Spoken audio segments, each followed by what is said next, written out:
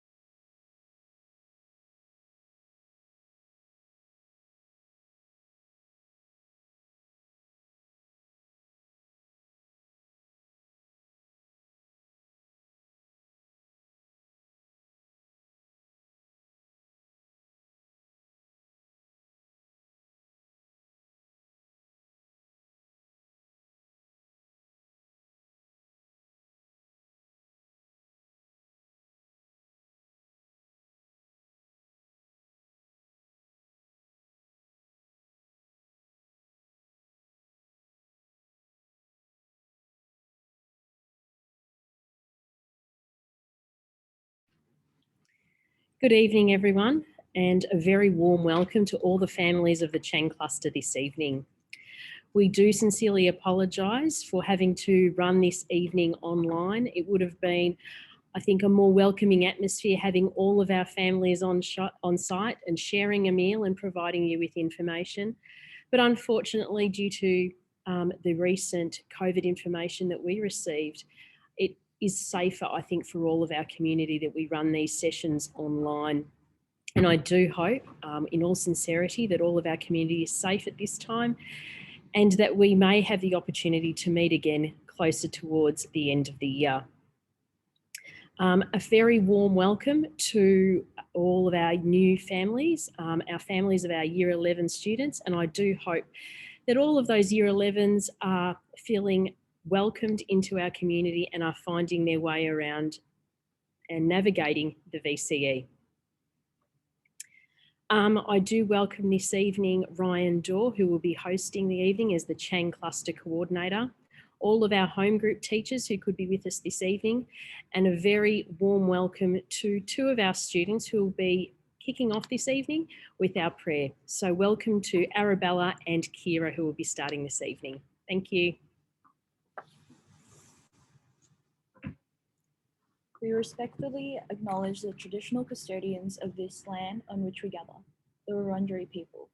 It is a privilege for us to be here, and we give thanks for their past and continued care of this land. Let us pray. Sacred Heart of Jesus, you are moved by immense compassion to care for and to heal all those in need. May we see within all people the unique dignity that comes with being made in your image and likeness. And may we have the endeavor to do all that we must in order to heal our broken world. Amen.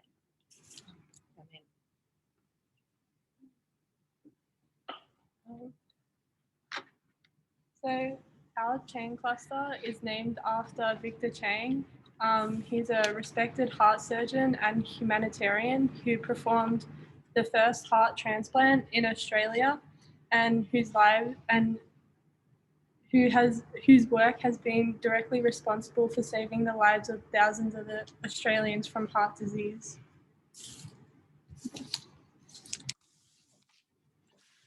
Hi everyone, my name's Ryan. I'm the Chain Cluster Coordinator. I'm just going to share my screen now to show you the information as we go. We're going to pass around so that you can see and hear from the home group teachers who, as Chantel said, we would have liked you to have met, but unfortunately this is the best we can do in the circumstances. So you'll hear from them as we go, so you might be able to put a bit of a face to the name of your son or daughter's home group teacher.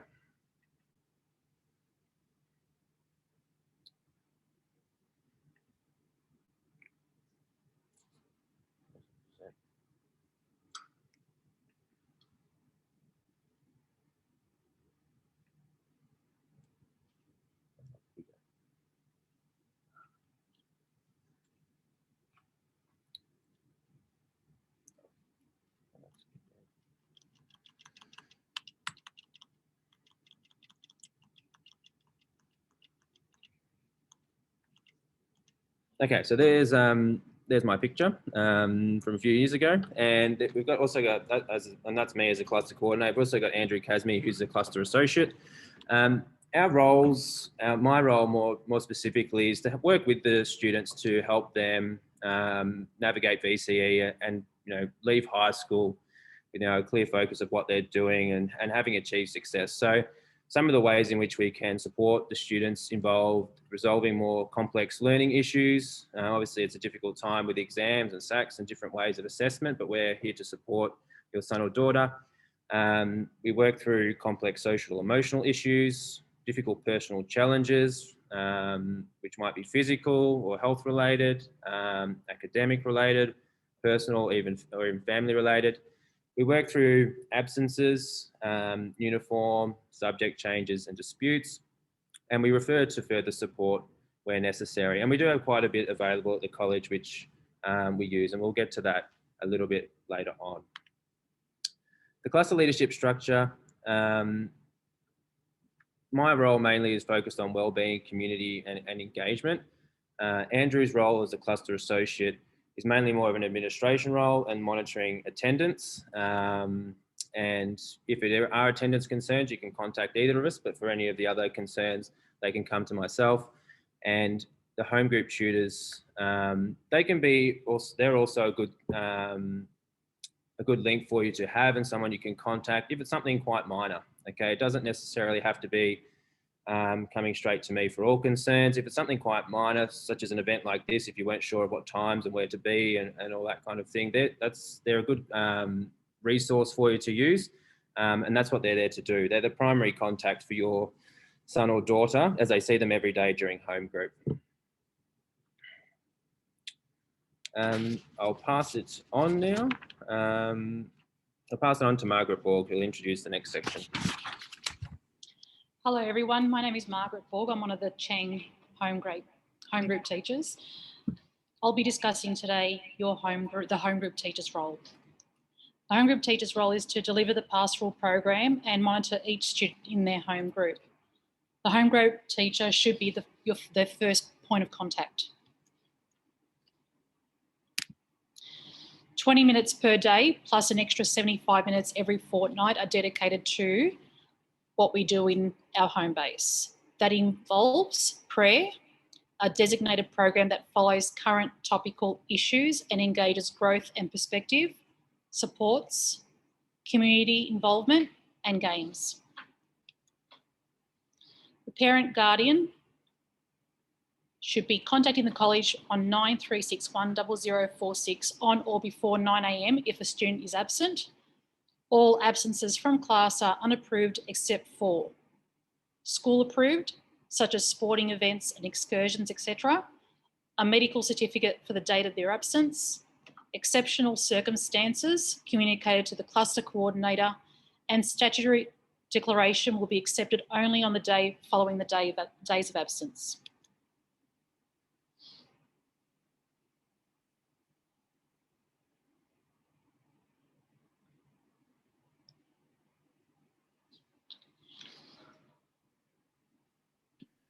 Awesome. Just to clarify on that as well. So just on attendance, yeah, so basically I'm Andrew, I'm one of the cluster associates. So my role does involve obviously monitoring attendance data. So I do happen to do that every week and then chase up students if need be, if there's any discrepancies with their attendance and, you know, any questions that might be asked. So some other things in terms of attendance is that in terms of absences, if they're considered unimproved, the following exceptions can be things such as a medical certificate. So it can be accompanied by a note from a parent or guardian. It must be obtained from after a face-to-face consultation with the doctor. Attendance certificates unacceptable. So this is just pretty much to make sure that if a student happens to be sick, we can actually approve this absence if they are unwell. Like Margaret mentioned before, statutory declaration can be used to approve an absence due to illness for a single day. This has to be handed in the day following the absence.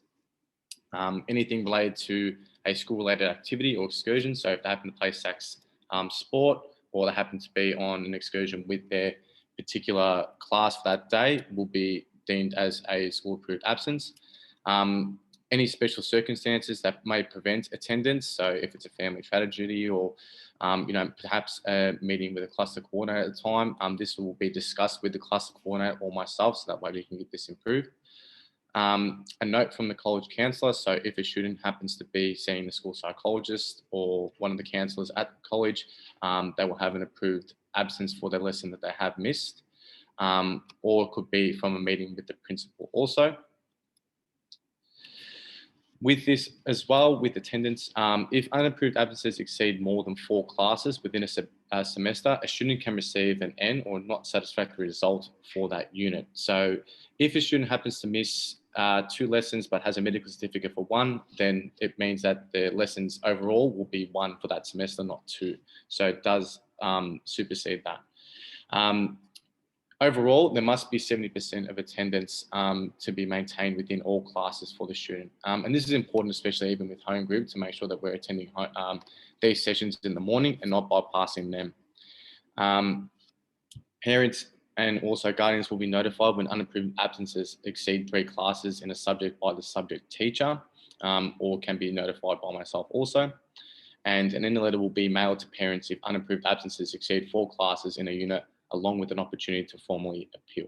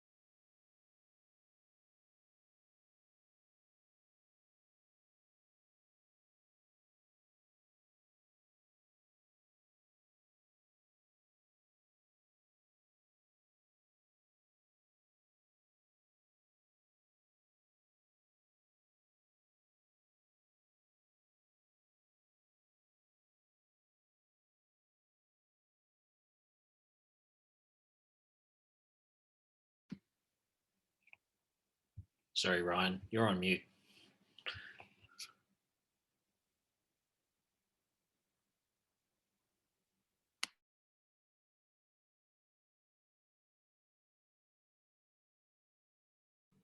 I'll go back.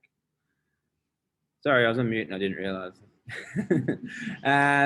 I'll go through this quickly again. I pretty much just read out the slide, but yeah, summer uniform at the moment, just making sure that PE uniforms only being worn when directed by class teachers or if it's needed for special college events, and winter uniform worn in terms 2 and 3. And wrong coloured items should not be worn. And these include things like scarves, pants, hoodies, etc. They can be confiscated. We don't like to do that, but they're not a part of the school uniform. And we do have many options now for the uniform for alternate clothing during winter, such as jackets. They can wear scarves as long as they're school coloured. Girls can wear pants, and these kind of things mean there shouldn't be any there shouldn't be any people wearing the wrong uniform. If you do have the wrong uniform as a student, you must come see myself or Andrew before 9 a.m. to get a uniform pass. If we're not there, you can see any other cluster coordinator and you may receive a note. If you're able to correct on the spot, such as removing like a hoodie or a scarf, you may receive a detention and you'll be, as parents, you'll be notified of that.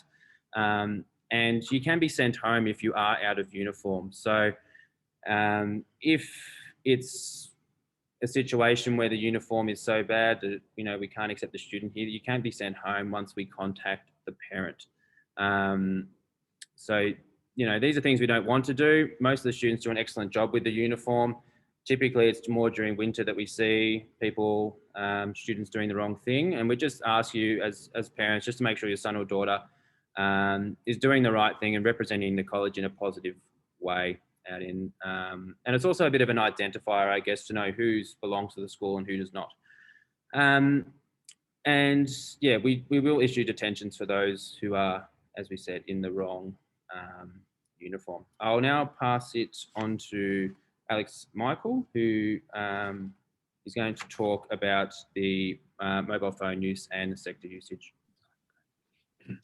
Thanks, Ryan. Hi, everybody. I'm a home group teacher as well as a digital enhancement leader for the school. I look after digital technologies. Talking about the mobile phone policy, you know, carrying on from the previous year, the idea is that phones shouldn't be out inside the schoolyard. They shouldn't be out, you know, brought out within a classroom at all, and they really need to be out of sight and out of mind. Students, when it comes to bringing their phones out that are not necessarily, you know, needed within the school boundaries, they can be confiscated. They can be asked to take and their phones would be carried to or taken to the front office within a yellow slip. And depending on the amount of times that the phone has been confiscated, there will be different consequences to how long the phone may or may not be held. And this kind of goes in mind with thinking about electronic devices in assessment conditions as well. So yeah, the mobile policy is the same as it is with most schools in Victoria, and we look to continue doing that throughout the rest of 2021. Moving the next slide onto our sector slides. The idea is that sector can be used on your phone, it can be used on your desktop, and sector is our learning management system. So a lot of information such as assessment, attendance, pastoral care notifications can be seen and read by both students and parents, as well as it, being a huge part of the teachers' involvement with classes, curriculum, attendance, and wellbeing data as well. So it is our our LMS, our leading LMS, and it's one of the, it's an LMS that most likely you as parents and students have got experience with, depending on which feeder campus you come from. If you are from a feeder campus that hasn't had it before, students are able to log in to Sector and Sector Learn to access their timetable, their calendar, to locate their assessment feedback, and to view any kind of information and resources that the teacher has uploaded for them. So Sector having a different portal for both students and parents, parents connect to Sector Engage. This allows you, the parent, to view your child's attendance, their academic performance, to view homework, school notices, school calendar, and has the ability to book in for parent, student, and teacher interviews, which are held at the end of each term. And within Sector and within the reporting cycle each semester, in addition to the students' summative results, you'll be able to view a minimum of 2 formative tasks that are put up by the classroom teacher, along with feedback provided by the classroom teacher as well. So it's really recommended that you check Sector and Engage at least once a week to view all the things above that I mentioned. Now, how to get onto Sector Engage? You would have received an email last week asking you to set up an account. This is a screenshot of the email that was sent out to you. So if you follow the prompts there, the hyperlink down the very bottom, you'll be able to set up your account.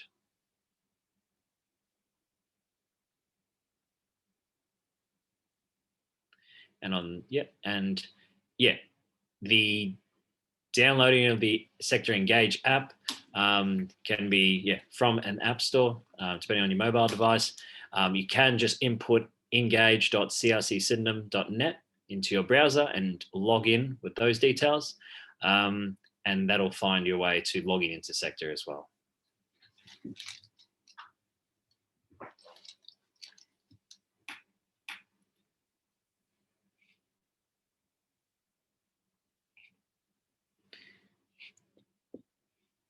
And this is a screenshot of what Sector looks like.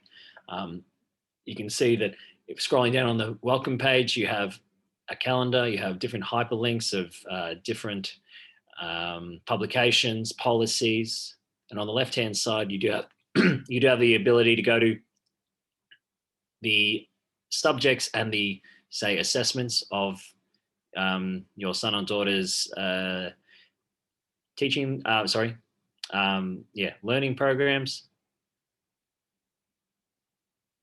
That's just a little screenshot of what it looks like. Great.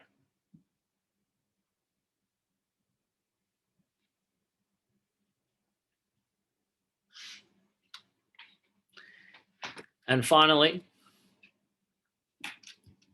if you have not received that email, please let your home group teacher know that your parent has not received that that email to do with the Sector details, and we can send, or you can send an email to the ICT help@crcsydenham.vic.edu.au and ask them to resend the email so you can create your account. If not, you'll need to complete a change of details form and update your Sector profile. Maybe we had the wrong address. Maybe there's some other details that need to be done. But this is an idea of how you can get your Sector Engage login details if you haven't already. Thank you.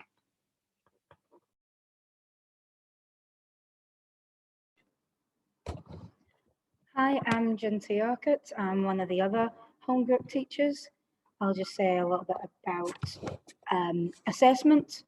So the main purpose of assessment is to show satisfactory completion so that the students can show that they understand the learning outcomes of the course.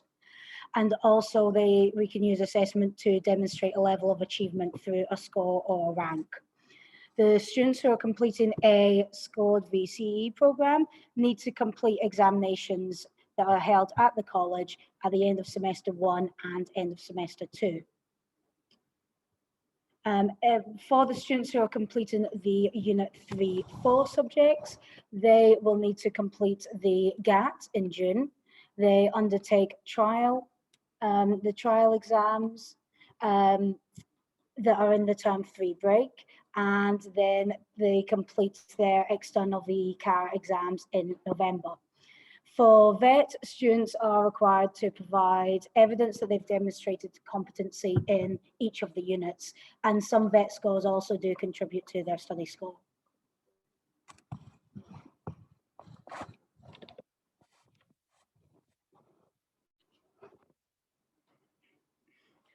Good evening, everybody. My name is Mary Zaki Lloyd. I'm one of the Year 11 tutors, so I'll be speaking to you in regards to study and homework.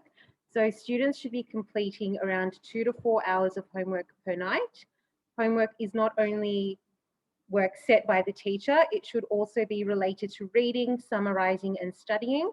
Good learning is based on regular work over a long period of time.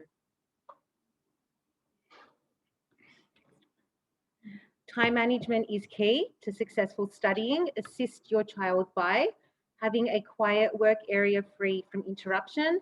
Develop a study plan, ensuring time is balanced between study and rest. Keep a record of all work, and when it is required, make a list of priorities so you know which tasks come first. And if you have large amounts of work to learn, break it up into chunks of information and use highlighters. Thank you.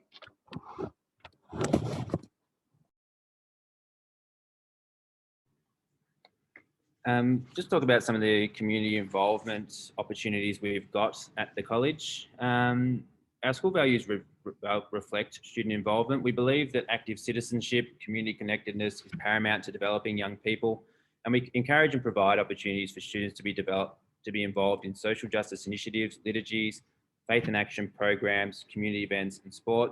I think this year we're particularly excited for these events given what's gone on in the community in the last year or so. We haven't had the opportunity to run those as much as what we like.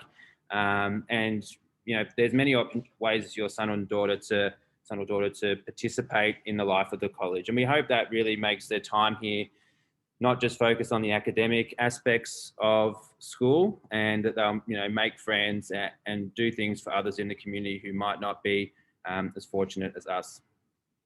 Each cluster is affiliated with a Catholic organisation, and throughout the year, students raise funds through social justice initiatives to raise funds and awareness.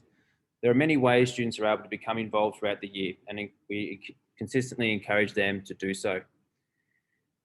For Chang, we've got two causes that we try to raise money or goods for, and also raise awareness for. We're affiliated with Mercy Palliative Care. They use a range of services that support people and their families with advanced disease when cure is no longer possible, and also the Timor Leste appeal. In the past, in years gone by, we have went there regularly as a part of the Applied RE program, and many students would probably say it's a highlight of their time at the college. We raise money across the school to provide high school students with scholarships that enable these students to get an education and to go on and help their community. So they're the causes that we're involved in. Hi everyone, welcome to Sydenham. My name's Shirley Charles, and my role is to provide literacy both in and outside of the classroom. I'm part of the Student Services Support team. We're located above the manor. Upstairs we have 3 psychologists, careers counsellors. The learning support officers are located up there, and we also have a cultural liaison officer. We also offer a private quiet study area for students. If you have got any concerns regarding your son or daughter, come up to Student Services or contact Libby Crepp for learning needs through the front office, and we will link you to the person to support your son or daughter. Thank you.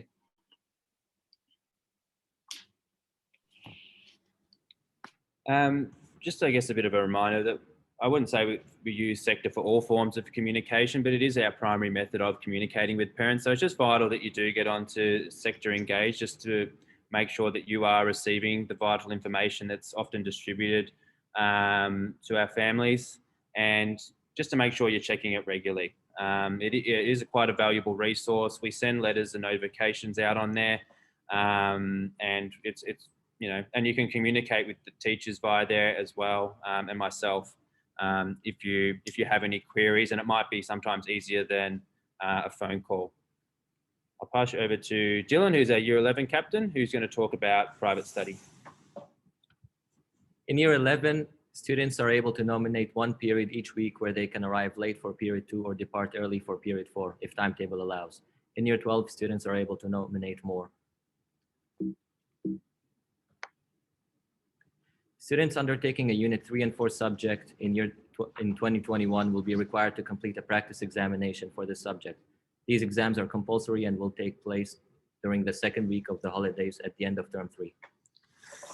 So yeah, that's the time where we ask our year, or not necessarily Year 12s, but those who study a Unit 3-4 subject to complete a practice exam that the teachers will then mark for them.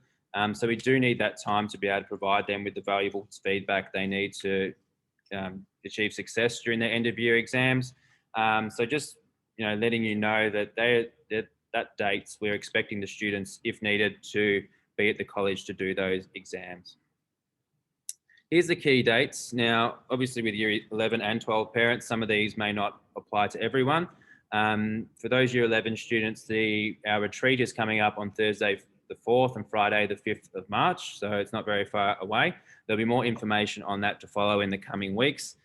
Term 1 finishes on April the 1st, and we've got trial exams during the week of June 7th to June 11th. I think that might mean to be Year 11 exams. The GAT is on the 16th of June, and Term 2 ends on June 25th. And the Term 3 holidays, you can see there. And then our VCE exams will roughly start about the 27th of October for those students. And we use this time to field any questions. If you do have questions, we can field them with the Q&A at the top. And just scrolling through, I'll just try and get to everyone. But I guess if you do have any questions, you can please ask in the Q&A. But I'd just like to thank you all for logging in tonight. Thanks for putting up with my erratic slide changing as well. It wasn't too easy on this computer, I've got to be honest. And yeah, thanks to all the home group teachers for their announcements. If you do have any further questions, please type them, and we're more than happy to get back to you. But otherwise, have a good night, and yeah, we'll be in touch. And thanks for your attendance.